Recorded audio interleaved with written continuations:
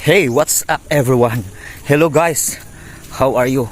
Kumusta kayong lahat guys? So for today's video guys, maglaban na punta guys, kadaghang kay taglabhunon. And the water is very good. Kusog kaayo, my goodness, perting nindota. Labhan guys. So ako ipakita sa inyo ha, atong buhaton karon. So karon, naata diri sa atong kabukiran. So we are here in the kabukiran, our farm. It's because I will show you later ang ating labhanan. We are going to wash our clothes and some other stuffs like the blankets in the deep well. So for now, let me show you what I will going to do. So what I'm going to do is, let's get this banana, because we are making this as a sandayong.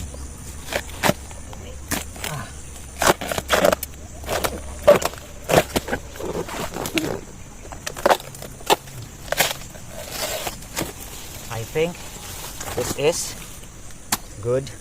See, watch later because I will going to show you what I will going to do for this one. So I'm here right now sa ating balon, sa ating deep well with this banana stem. So I will show you. It's because as you can see, the water is flowing over. So sobrang lakas niya. So it's abundant. And my box of laundry is there. My clothes, the blankets, the bed sheets, etc. But yes, I will going to show you because this is more and very exciting guys. Pakita na ko ni sa inyo ha. And I don't know if ginagawa nyo ba din to sa mga province ninyo or pag malakas yung agos ng water sa inyong mga balon.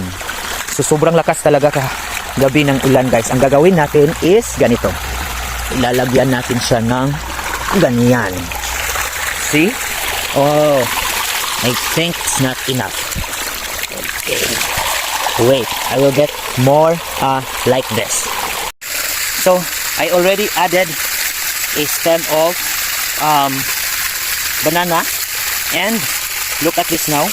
So I don't have to scoop a water back and forth just to wash the clothes. So this is my laundry. I will just put my basin here, so it's filled out with water. Not na siya water guys. So see, living in countryside can make you or will make you more creative. So we're going to wash my clothes. So it's so nice, really nice guys. Nandot tayo.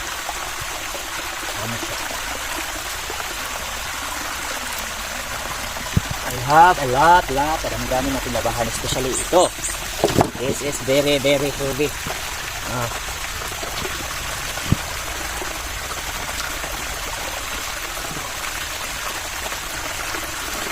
Grabe, kamutok sa ulan sa gabi. So what we are going to do is like this. See?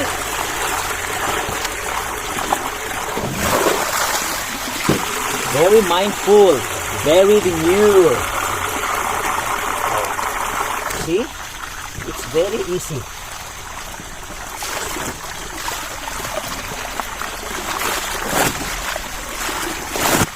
That is how we wash the sheet and other clothes there in the bukid. Grabe. This is so heavy.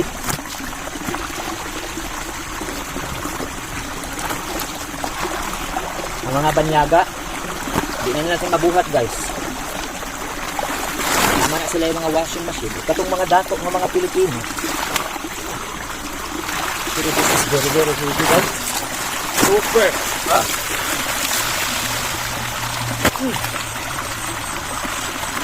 Like that.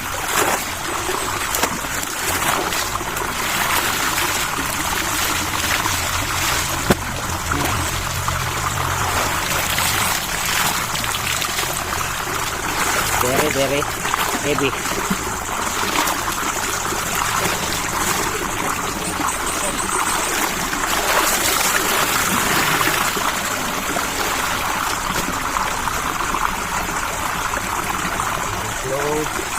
Oh, it's like a washing machine because there is a whirlpool.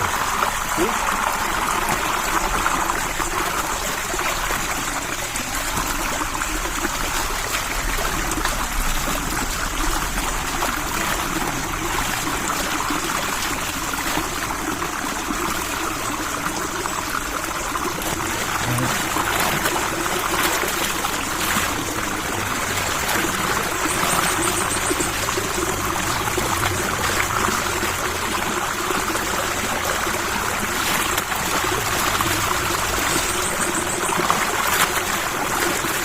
Very easy na lang guys. Kuha na hago kabo-kabo guys.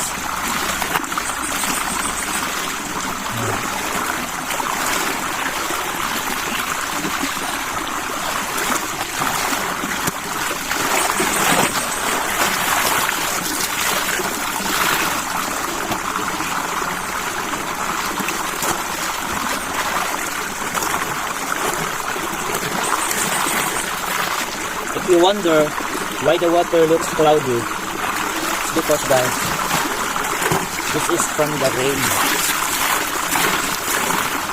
So, may mga yuta na sabol.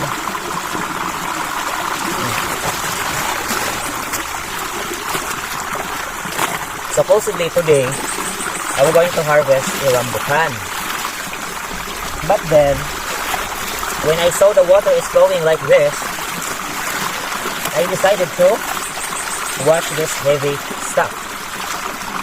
Because usually, I will go to river to wash the blankets and the bed sheets. So now that the water is like this, I don't have to go to the river.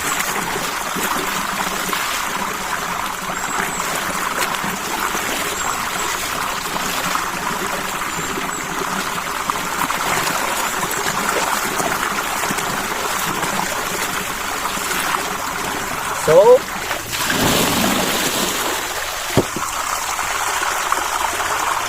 let's put a detergent powder. Huwag pa sulayo po nato guys. Oy, tingali mag